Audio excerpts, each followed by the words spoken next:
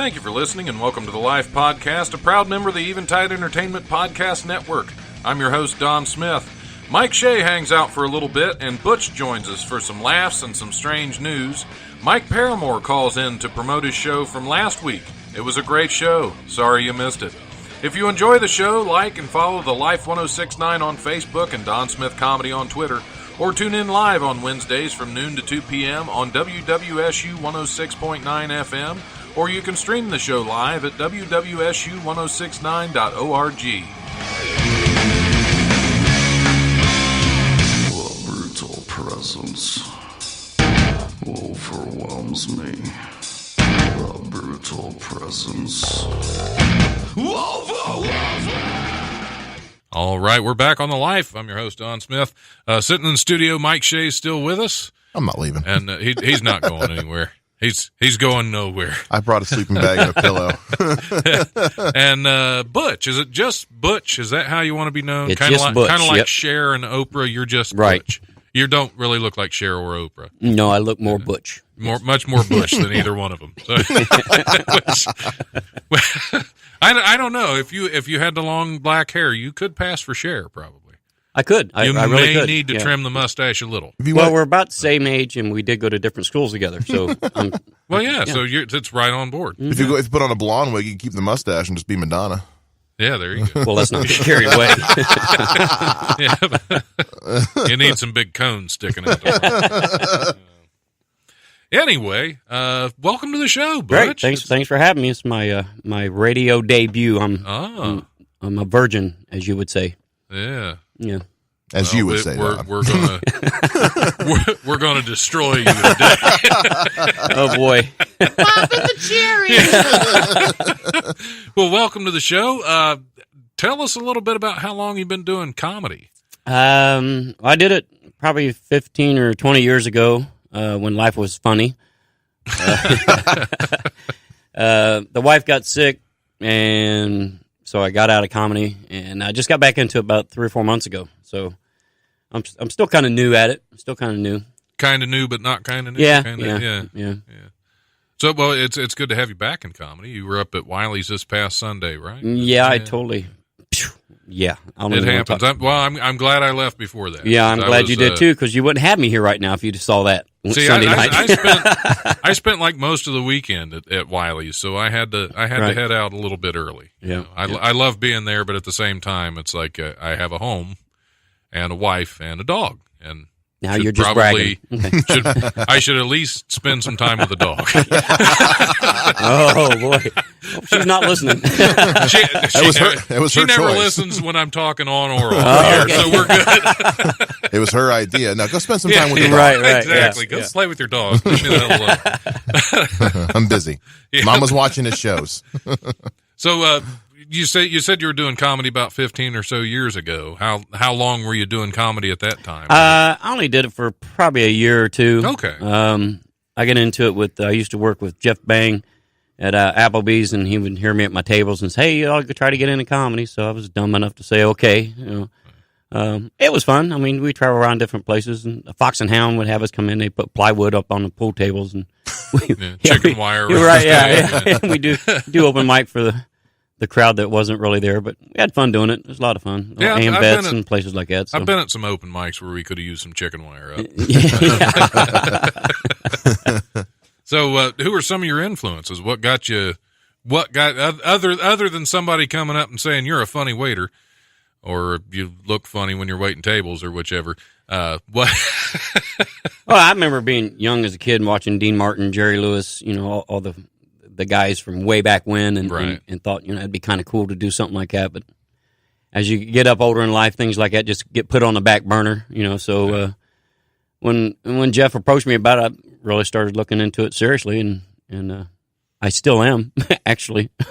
Still looking at it seriously? Still looking at it seriously. You're taking your comedy serious. Yeah, I'm very seriously. It's not a laughing matter. If you see my set, you'll understand why. Yeah, well, like you said, Sunday night set didn't go well. That's bad when your first joke and you screw up your very first one. That's the longest 6 minutes of my life, I think it was Sunday night. Yeah. That definitely can be. So you just flubbed the joke right off the bat? Right off, very first one, right off the there. bat. Yeah, the whole punchline had no meaning to it when I brought it up. And I mean, because I did it like 2 or 3 times in the past, and it just, I mean, people just lost it. They was laughing. It was crazy. And I thought, wow, because I can't write jokes. I'm not a funny joke writer, you know. So this one, I kind of, this is my puppy, you know. So I said it 2 or 3 times. It went over great. But Sunday night, I left out the middle part of it. And when I did the punchline, you could hear a needle drop. It was like, and then I realized right then, it was like, so I had a few choice words on stage, and everybody laughed at that. So yep, that's when you just got to own it and move on. Just move on.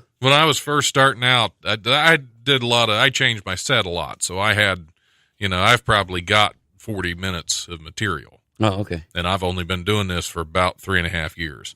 But because I changed my set fairly often. Well, I was fairly new. I think I'd still was within the first year, and I thought I had 15 minutes. And somebody put me on stage to do 15 minutes. I got about 4 minutes in. I could remember every setup and every premise. I could not remember a punchline. So it was just, and I struggled for another 2 or 3 minutes, and finally the host walked by and I said, "Hey, I'm done. Here you go. Take this mic. I'm gone." And that was the bad thing is, sitting down to finish the rest of the show, because I came with people that wanted to see the rest of the show. Right. Otherwise I'd have just slinked out the back and headed on home. Yep, that's what I felt like Sunday night. Yep. Yeah. Oh, yeah. They can definitely be rough. That was my first show was for a talent show in high school. It was in front of like 500 people, and it went pretty well. But then my second show, because at that point the school was like, "Hey, do you want to like host events and help us out?" When I was like, "Sure, why not? I'm 16 with a huge ego. I can." Yeah. So my second show ever, my school put on a prom fashion show, which was supposed to be a bunch of the students modeling prom dresses because it was prom season. "Hey, can you come be some filler entertainment?" "Yeah, sure, why not?" And the only people in the crowd were the mothers of the models. Oh, yeah. They didn't want to see me. No. And they made that abundantly clear. Yeah. Did you at least get to model a nice prom dress? I rocked the cowboy hat. This is back when I was rocking the cowboy hat. So every show was leather jacket, jeans, and a cowboy hat. That went on for the first 2 years of media. Yeah, it was my thing. That's what got you into radio? Apparently, yeah. From there, it was like, you know what? Radio sounds like a lot of fun. I'm going to... Yeah, it sounds... People told me that, too. I got a face for radio. Yeah. Yeah, I've got a face for radio. I've got nothing else. That's pretty much... Got a body for IHOP. Yeah. Yep, that's or Waffle. I haven't been to one of those in a while. So now you got me craving some IHOP. I just tried the 416 diner downtown Sunday before I went to Wiley's. That took over where Fifth Street was. Good food, really? Very good food for not a lot of money. Really? Yeah, we should discuss food. We should. I love food. We went to. Have you tried? Speaking of downtown food, have you tried Table 33? I have not yet. That's on my list. The burger, man. Yeah, that thing is fantastic. Okay, that is probably one of the best burgers I've ever had. Really? If you get downtown, you go to Table 33. It's kind of a froofy, hipster kind of place, but they have the best burger you can find. They got this little. It's like a I don't even know how to describe. It's undescribable. Okay, this burger, you just eat it. That's just eat the burger. That's his mouth watering. I guess. That's oh enough. Man, yeah. Yeah. haven't had lunch yet, so. Yeah, that's the best endorsement is just yeah. I've been making a list of all the places people have been recommending because I've only lived here 2 years and I work nights, so I don't get to go out too much. So trying to make a list of all the places I still want to go try. I finally tried the trolley stop food. It was okay. Yeah, I haven't. See, I don't get downtown much until recently because my wife works downtown now. Okay. And since she works full time. She's in school full time. I work full time. I'm in school full time. I also have Wiley's stuff I have to take care of somewhat. I have the radio show. We've got so much going on that basically we have lunch together on Friday afternoon, and that's about it. Yeah. She's a good planner, isn't she? Hey, Wiley's has good food. Wiley's does. Wiley's have good. That pulled pork sandwich is something to talk to Mom about. That is good food. That's pretty good stuff. Yeah. But I think the best burger I've had was at a place in Kettering called Christopher's. It's a little. It used to be like an all vegetarian place. Now they do both, but it's mostly like organic. So you had your best burger at a vegetarian place. Well, it was an actual burger. It was half beef, half chorizo. Oh, okay. It was a good burger. It was a good burger. Chorizo. Yeah. Chorifo. Yeah, half sure. Beef, half, yeah. See, we've gone from comedy to food critics. Yeah. And that's fine. I work part-time as an ACT prep tutor, and so I use a lot of food metaphors when I'm explaining like how verbs and nouns and stuff work to kids. Whatever works. And then they say, well, no, now we understand why Mr. Mike is Mr. Mike. Sorry, I get distracted every now and then doing this show. It's got this big picture window there. Yeah. Well, I guess you could use this mic, but it'd just be then we'd both be distracted. There are some good-looking women in here. I'll tell you, it's the first time I've ever been inside Wright State, and it's like, this is crazy. I come in, and there's a bunch of music playing in the lobby out here. I mean, they're just jamming out. Did you guys hear that? Yeah, it's like, is there some kind of event going on today? There could be. I didn't go through that. Because there was a bunch of school the buses side, and what looked like a bunch of high schoolers outside. It could be. Maybe it's high school day. I don't know. I don't know. They're jamming, though. I remember those from college. always had the temptation to walk by the high school group with like a stack of books and then just like fake having an existential crisis right in front of a high school kid. I've got 32 papers to write by Friday. Just start chucking books at them while you're crying. That's just for one class. Because they'd bring the high schoolers to the school because we had an art gallery in our student center, and so they'd bring these high schoolers for field trips. But then they'd send them down to the dining hall to eat with us, so you'd lose table space. So suddenly your favorite table is no longer accessible. Oh, that's just wrong. And they're loud and rowdy. So you're like, you know what? I'm gonna make them suffer a little bit. So you pull out the laptop, crank up the music, and just act like an idiot and scare them off. Yeah, that works. Let that be a warning to any high schoolers out there when you go visit a college. Know your place. Yep. You're at the big kids' table now. They pay to go here. That's okay. A plumber just showed his crack walking by this. So we get all sides of it. Now, aren't you glad you're facing the other way? Yes, yeah. Thanks for that, Ryan. See, I used to work here in the HVAC department. I was HVAC maintenance here, so yeah. So I know all the maintenance guys. He knows all their cracks. All their cracks. All their cracks. So I didn't even see his face. I could tell you exactly who that was. So that right there is a plumber's crack. That's and good. There's only a couple plumbers left on the payroll, so it kind of narrows it down. It wasn't narrow, but it narrows it down. Oh, that's terrible. But I don't work here anymore. They didn't fire me because of the radio show or anything either. That's surprising. I actually That's left on my own. Yeah. I kept waiting for it. I waited several times to be called into the boss's office and on a Thursday morning after my show. Never happened. I was disappointed. I was disappointed. I said, "You don't even listen to it, do you?" That just hurts, right? That's hurtful. If any of you guys had listened to this, I would have been fired by now. So anyway, what's going on, Butch? Nothing. I made the long trip from Troy, Ohio down here. Yeah. I've been here since 9. I left early. I didn't want to be late. But now, you mentioned something about working on a show in Troy. Coming up. Yeah. We're Troy? trying to get together a benefit for hospice. We did one probably 4 or 5 years ago, raised some money for hospice with another restaurant that I was working at. We did a buffet and a show for like $25 or whatever and sold out. It was, had Todd Young come up, Rob Haney, Jesse Nutt, Jeff Bang. They all come up. Yeah, fed them good food, give them beer, and they do just about anything. So, yeah. So there's some good names there. Yeah. And for them to come up and do everything pro bono, that was awesome. Absolutely. And so hopefully we're going to get another good turnout. I got an okay from all the comics I talked to so far that they're willing to come up. Just getting a venue, a place to do it, to where everybody can see the stage real good, and so we got a couple things going on. Plus, we're getting in our busy time of the year up at the restaurant, and so we're trying to bend it all in together and make things work for the hospice. Yeah, well, that's good cause too. They do a lot of good work. Yeah, when my wife was sick, man, all I had to do was pick up a phone call, and they were there within the hour, whatever I needed. It was just awesome. So I kind of feel like I want to do something for them as much as I can, because it's an awesome organization. That's a good thing. See, comedy and silliness can do some good. Yeah. You may not believe it sometimes, but comedy actually it can do some good. I just know next time I'll have to put it's not a rated G show on the ticket. Right. Yeah, if you've ever heard Todd Young. Todd Young? Mm-hmm. Is that okay? Yeah. Because he's actually doing he's going to do the he's doing the New Year's Eve show at Wiley's, at Wiley's. Yeah. So I don't have anything going on New Year's Eve, so I have a feeling I'm going to be hanging out there. I might be down there. He probably won't want to see me. He kind of unfriended me on Facebook over politics, which was kind of petty, I thought, really? on my part. But I'll probably just go down to kind of screw that in a little bit. Yeah.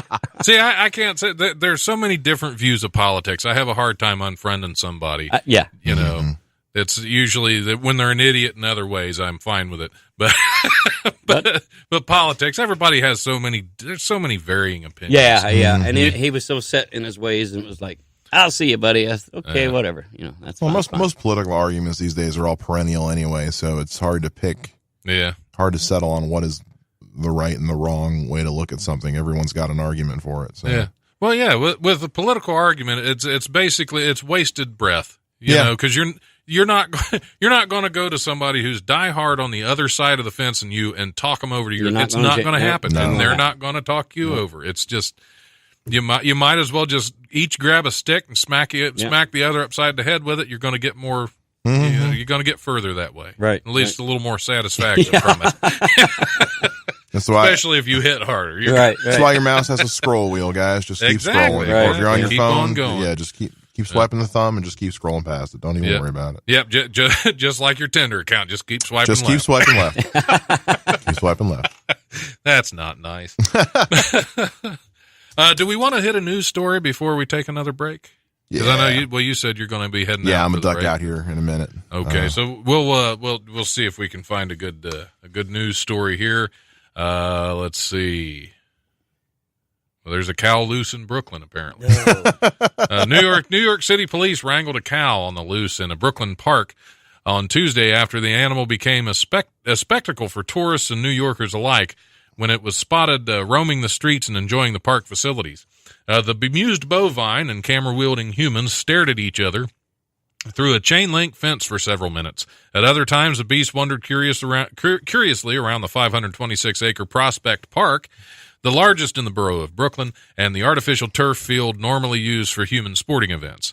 Officers used soccer goals to fence the animal in on a baseball diamond, but the cow barreled through one of the nets, knocking down a police officer and stealing third.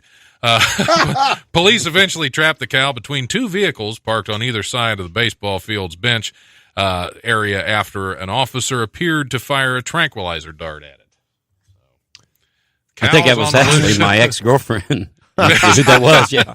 You had to fire a tranquilizer dart? Yeah. Okay. I have questions. Thinking How about did it get there? how did a cow get to Brooklyn? Have you never seen City Slickers? That was Norman. That was By the way, Mitch, I milked your cow. The cow's name is Norman. Yeah. I'm going to go wash up. Norman was running around on the loose in Brooklyn. So yeah. I remember, like, the last week I lived Billy Crystal wasn't keeping an eye on it. The last week I lived in the South, was watching the news, and it was they're doing that thing where they're chit-chatting before the end of the show, and right as they go to credits, oh, by the way, there was a shark on I-77 today, and the credits rolled, and I was like, no, I want to know how a shark ended up on the highway. Sharknado, man. Everybody knows that one. Yeah, I hate those news teasers like that. Yeah, do that. It's like, no, give me the info. I need to know. I need to know how a cow got in Brooklyn. Yeah. I need to know how a shark got on the interstate. I don't care that they tried to trap it with soccer goals on a baseball diamond and failed. Although that's kind of funny, you know. And that raises more questions. Well, that's why the cow got away. They weren't using the proper equipment. It's true. You can't use soccer goals on a baseball diamond. Exactly. It doesn't work. They should have used that. Well, I don't know what you would use on a baseball diamond. It's like trying to play soccer with baseball bats. Yeah, you don't. It makes it more fun for some of us. Yeah. But for others, they don't have as good a time. Exactly. The losing team does not recover as well. Also, what cops were like, we need to trap this thing. Grab a goalie. Get some soccer goals. Yeah. I got a brilliant idea. How far do they have to go to get the soccer goals, to lift those awkward things, to carry them back to the baseball diamond, while the cow just waited? Oh, you're going to get some soccer goals? I'll wait. Yeah, I'll wait. I'll just chew on some artificial turf. Yeah. This is saltier than I'm used to. Which isn't the first time today I've said that. Oh, do tell. And in other news,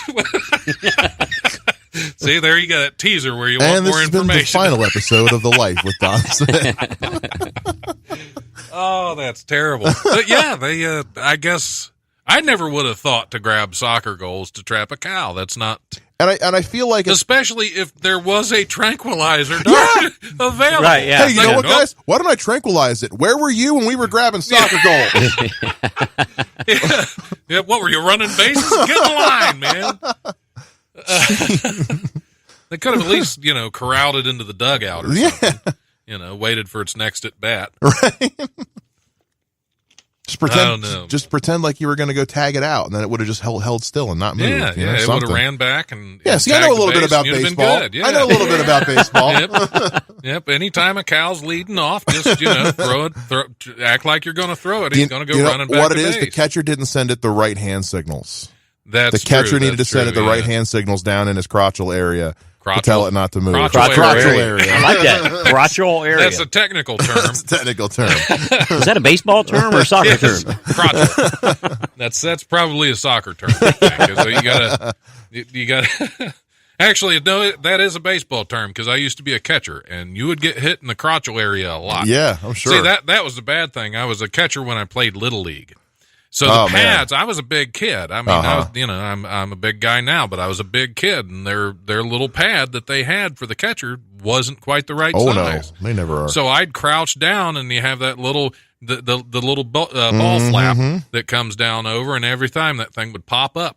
Yeah, and our pitcher was terrible.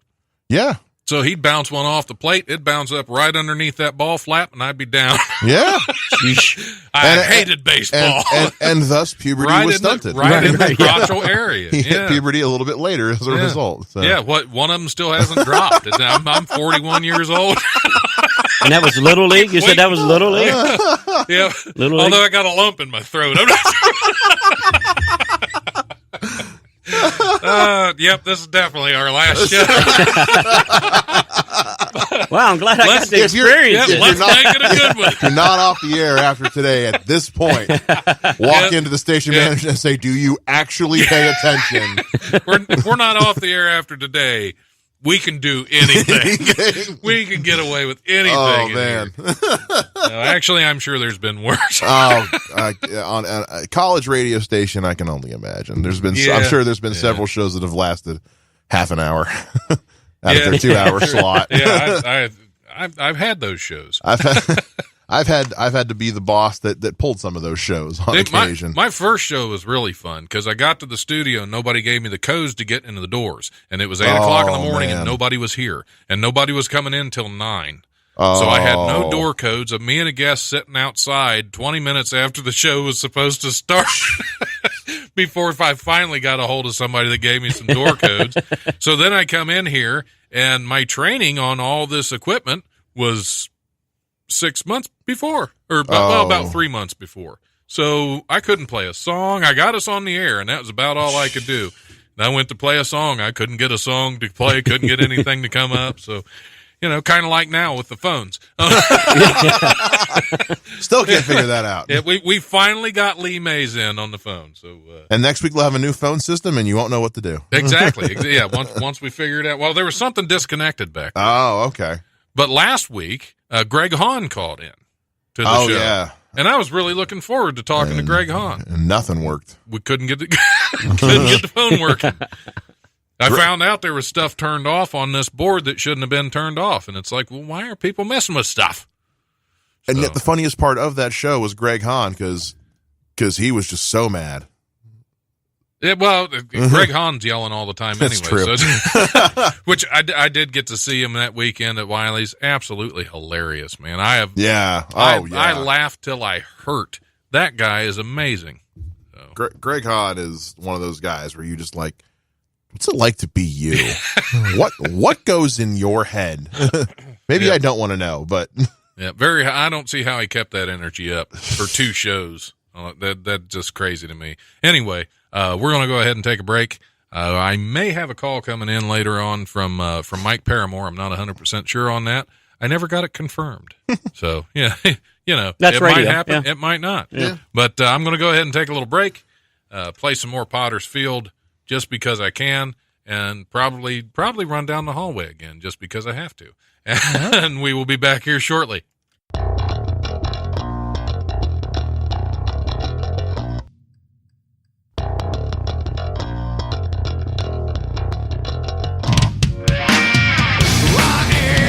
Here's this week's Comedy Rundown, brought to you by the legendary Wiley's Comedy Club at 101 Pine Street in Dayton's historic Oregon District. Call 224-JOKE or go to wileyscomedy.com for all the best in Dayton comedy. Thursday, November 2nd, the Best of Dayton Comedy Showcase at Mugshots at 2341 South Smithville Road in Kettering. Thursday through Sunday, November 2nd through the 5th, Dan Cummings is at the Dayton Funny Bone at 88 Plum Street at the Green. Friday and Saturday, November 3rd and 4th, Tim Bedore is at the legendary Wiley's Comedy Club at 101 Pine Street in Dayton's Oregon District. We also have Tabari McCoy featuring that show, and Joe Robinette's going to be your host. Sunday, November 5th, The Comics Hang is at Wiley's Comedy Club. That starts at 5 p.m. and runs till 7 p.m., followed by Wiley's Sunday Comics back at Wiley's Comedy Club. That show starts at 8 p.m. That is it. As always, check out wileyscomedy.com and DaytonFunnyBone.com for details and tickets to upcoming shows. Also, be sure to check out the Unwritten Podcast from Dayton Writers Movement, available at unwrittenpodcast.com.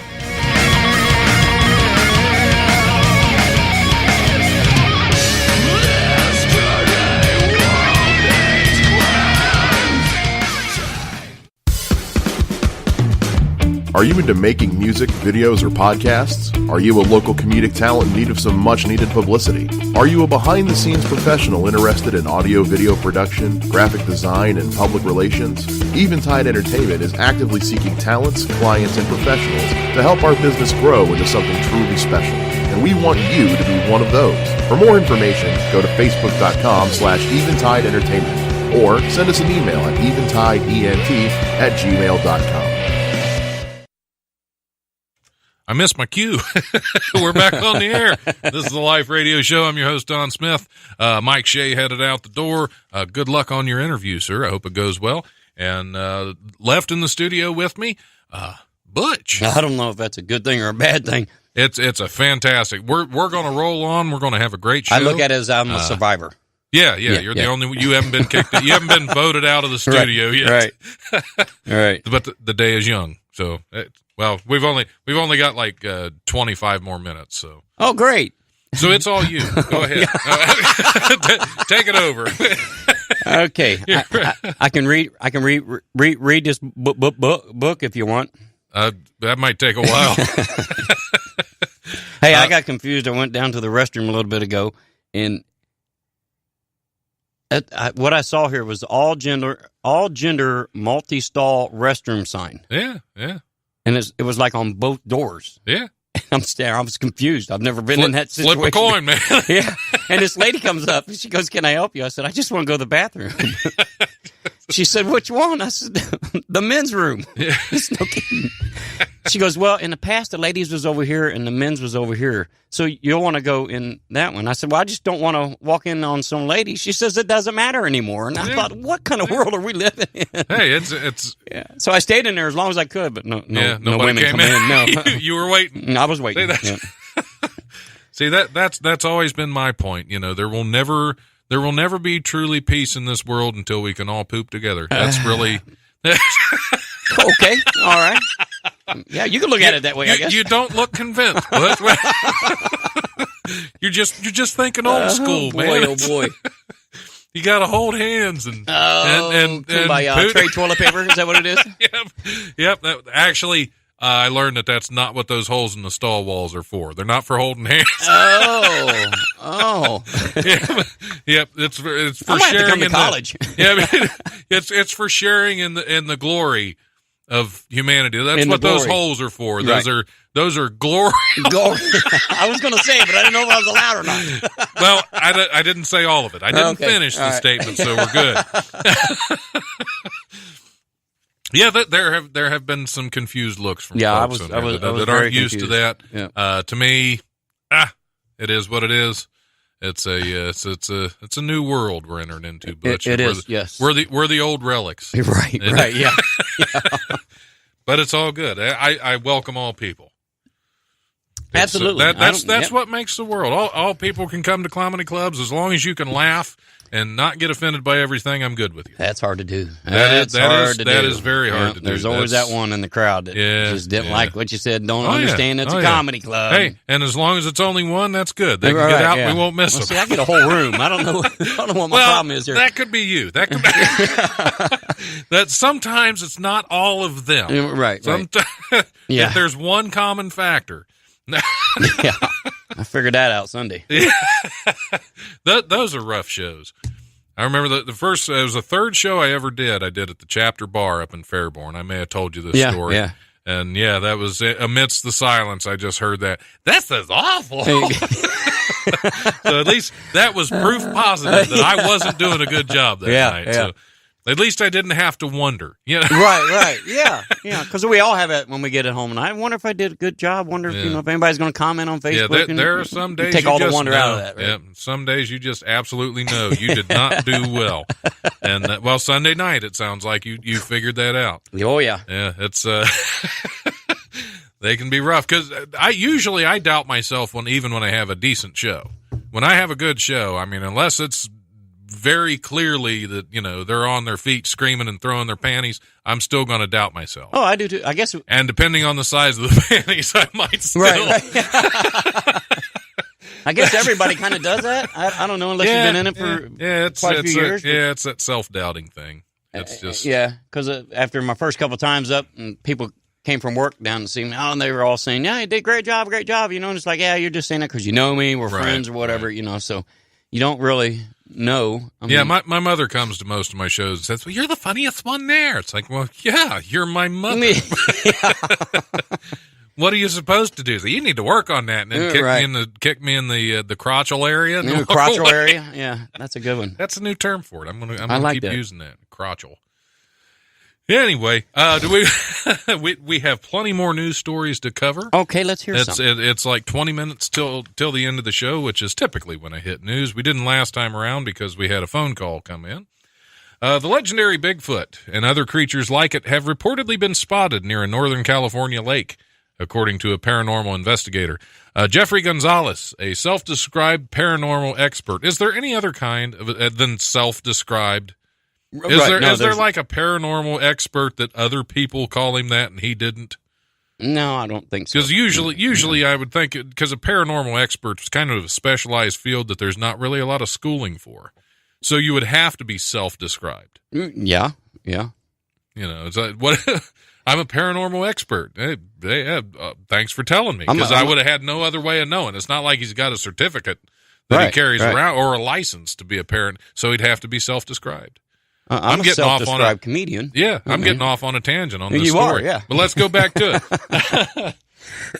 it. Jeffrey Gonzalez, a self-described paranormal expert, said he heard about the sighting from a local farmer who said he saw the creature and 5 others running on his ranch near Avocado Lake. He said one of them, which was extremely tall, had a pig over its shoulder. And the 5 scattered, and the one with the pig was running so fast it didn't see an irrigation pipe, and it tripped, with the pig flying over. Gonzalez is a talk show host and an investigator at Paranormal Central, in addition to being a technician at AT&T. So that man, he's one you should listen to because he spans all fields. He's an AT&T technician, a talk show host. Pigs flying all at once? Yes, and pigs fly in California, which I've heard that. But now Jeffrey Gonzalez has given us proof, even if it is just self-described proof that Bigfoot can make pigs fly. So. Great. Yeah, and that's what the farmer said. He said, "I'll believe in Bigfoot when pigs fly." And Bigfoot heard that. And now he does. Exactly. Now he believes in Bigfoot. Like, there you go. Proof positive at Avocado Lake. So is it Avocado Lake because it's avocado shaped or because it's green? Green. It's green. Okay. Yeah. That makes algae. Yeah. That makes perfect sense. It's like St. Mary's. Yeah. Yeah. Well, that was red algae up there. So was it? That's like Salsa Lake, I guess. Okay. Instead of avocado. Great.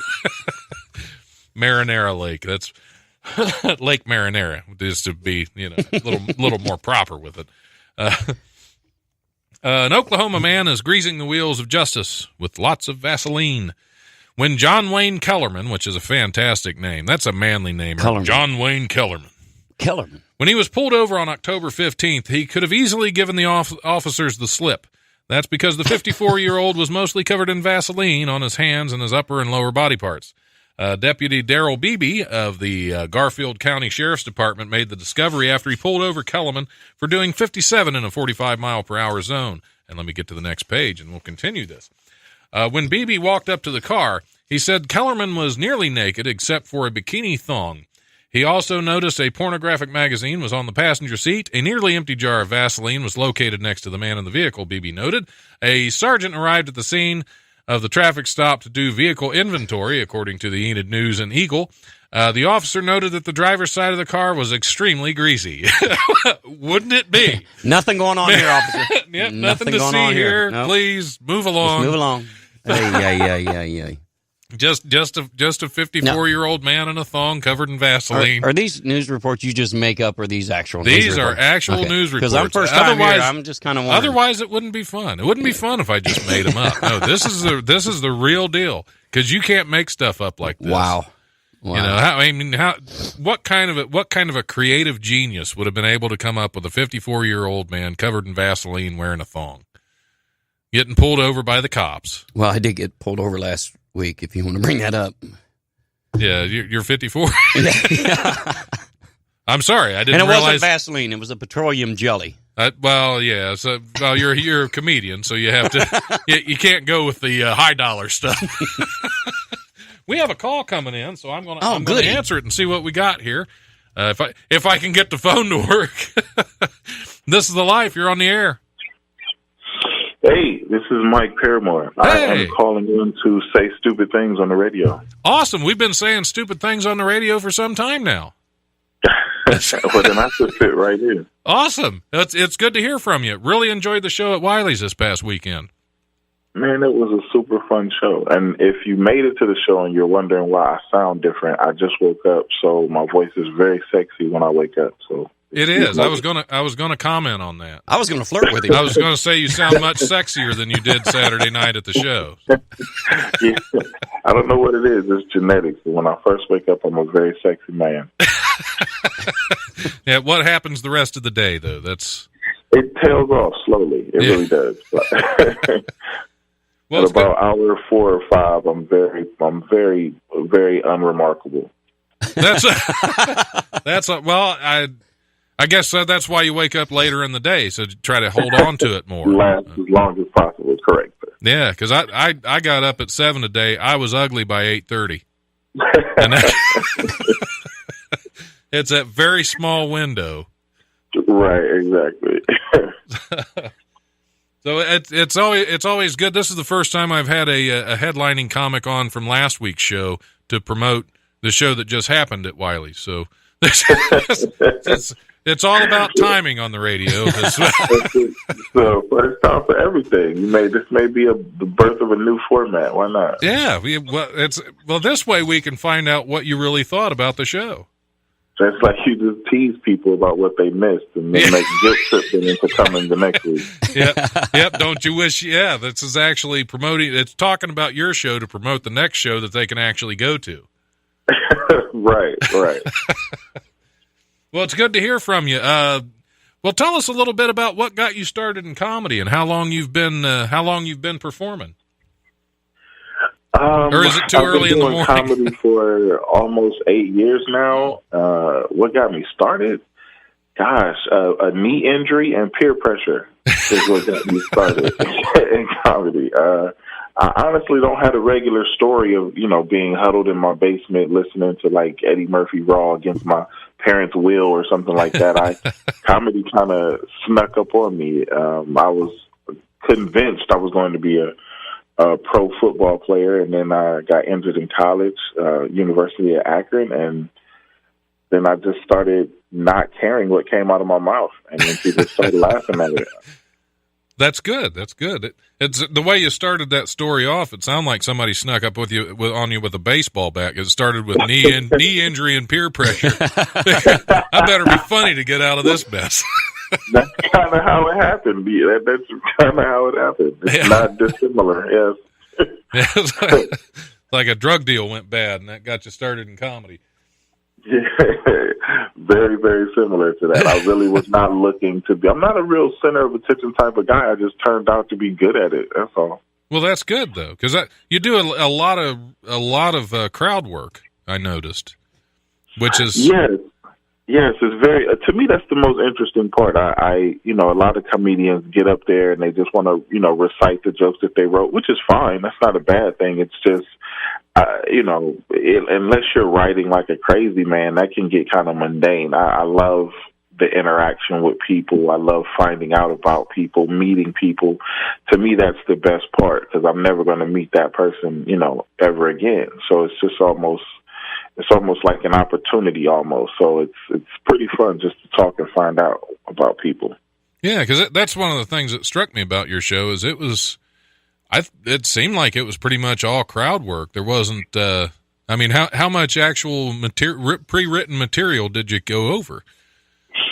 I did about 3 or 4 jokes that I had pre-written. But a lot of that stuff just leads into, to me, it's just leads into more conversation because I'll, say a joke about something that I thought about and that I wrote, maybe about, relationships or, childhood type stuff.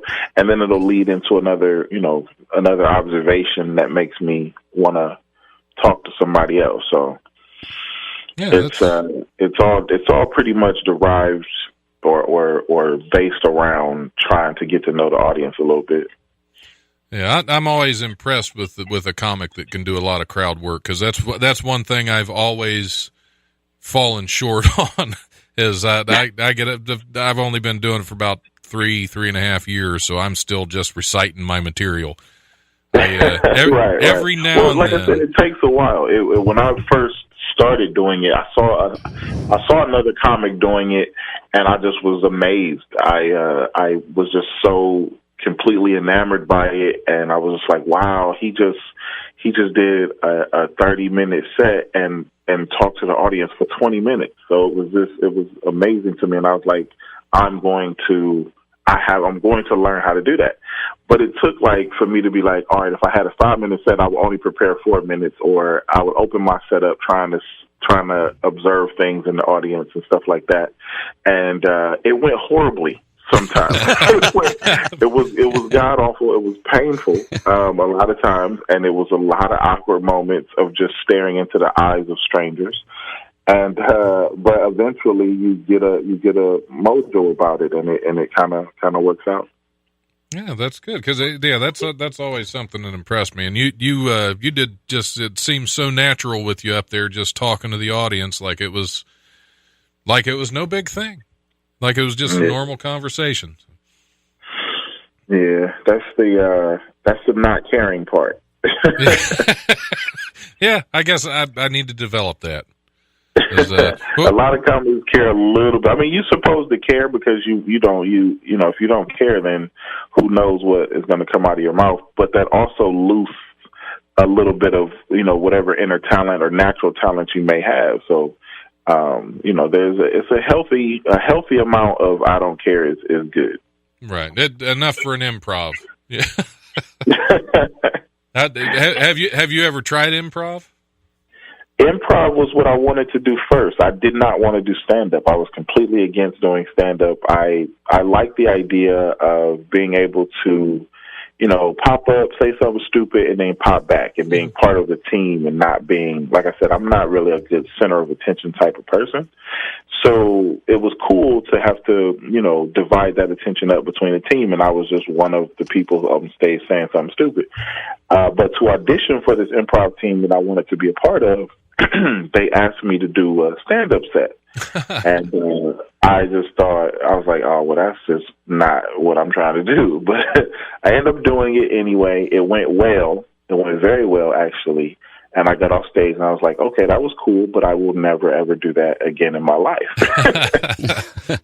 So that was kind of your first open mic, was just an audition for an improv troupe? Yes. Oh, that's interesting. Yeah. And I ended up getting into the improv troupe, and then we did one show, and then they kind of fell apart. And I was like, oh, dang. There's a lot of work and material for nothing. So Right, exactly.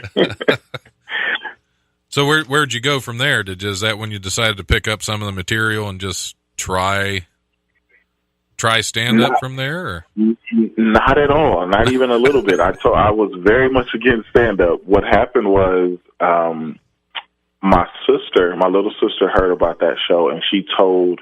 It was like months later, and our church was having an event, and I guess my little sister told my church that I'm a comedian, and I'm like, I am not a comedian at all.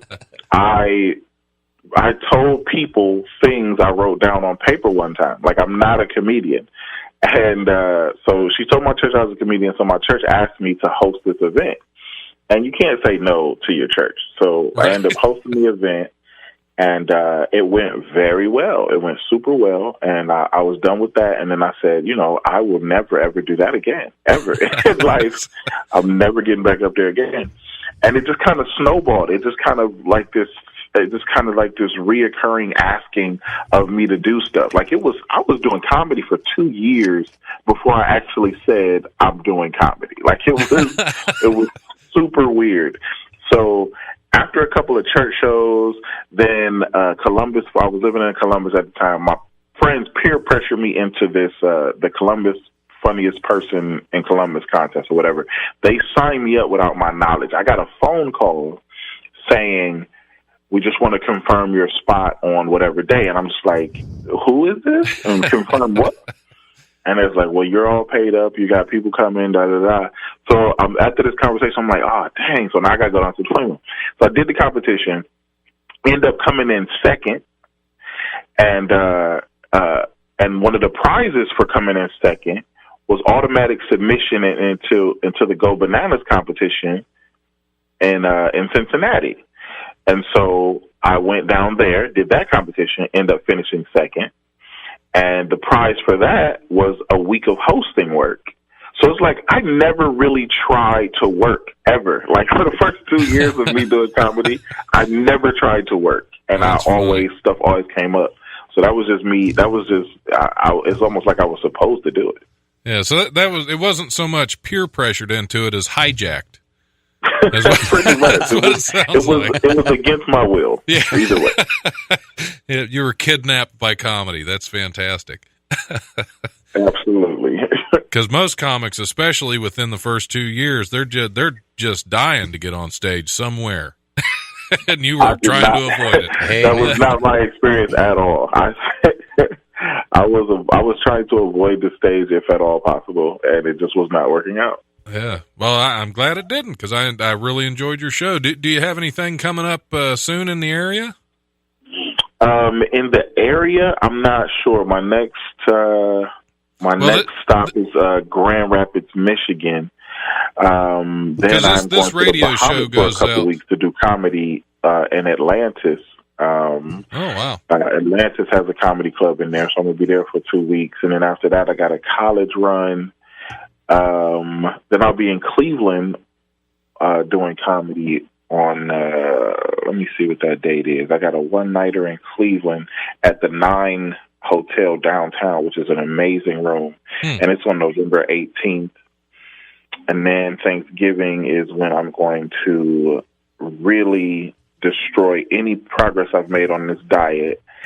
And then that's what Thanksgiving's for. Then I'll be back in Dayton December 14th through 17th.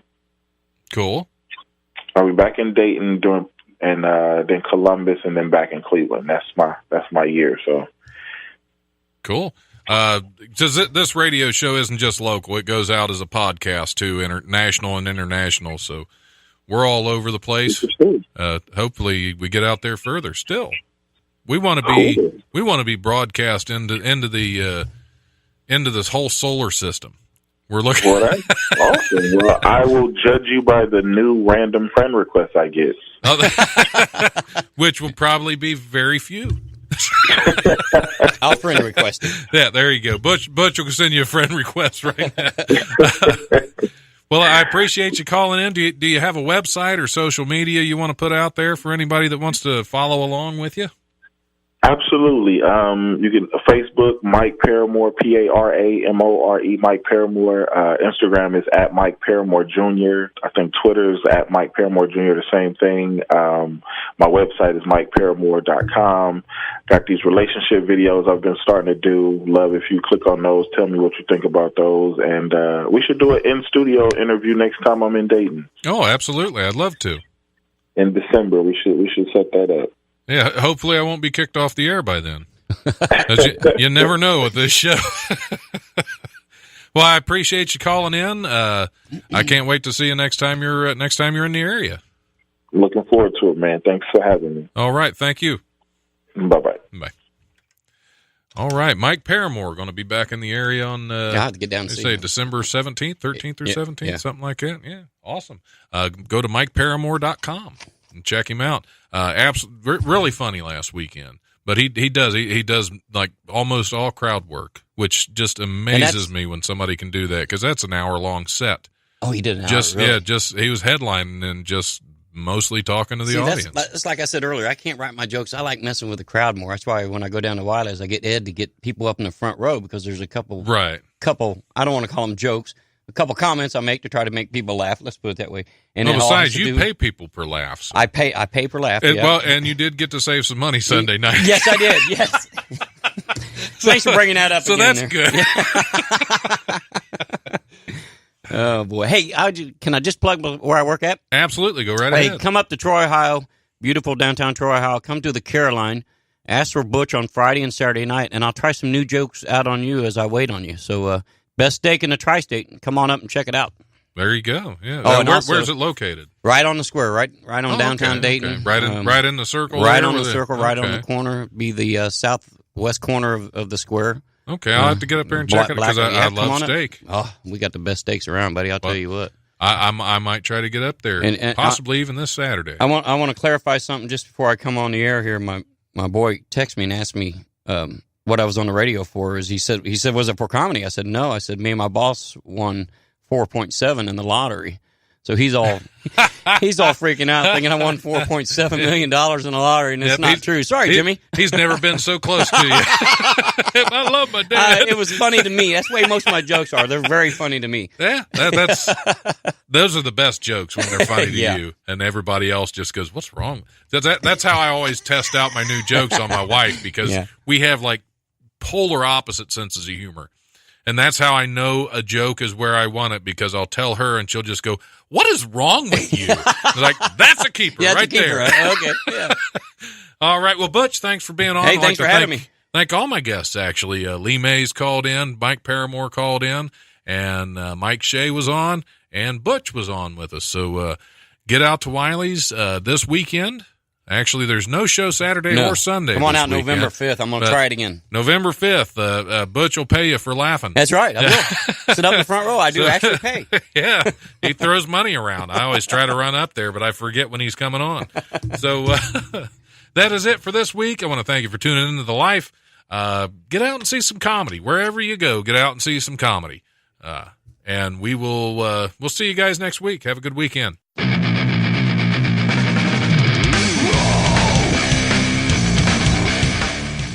Thanks for listening to the Life Podcast. Check us out on Eventide Entertainment's Podcast Network. Remember, if you want to listen live, we're on Wednesdays from noon to 2 p.m. on WWSU 106.9 FM, or you can always stream the show live at WWSU1069.org. If you have suggestions or comments for the show, feel free to email us at thelife1069@gmail.com.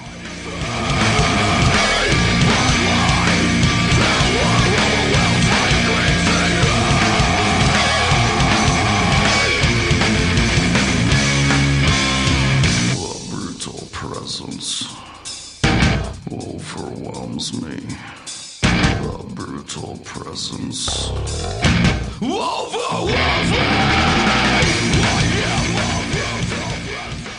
Actually, I learned that that's not what those holes in the stall walls are for.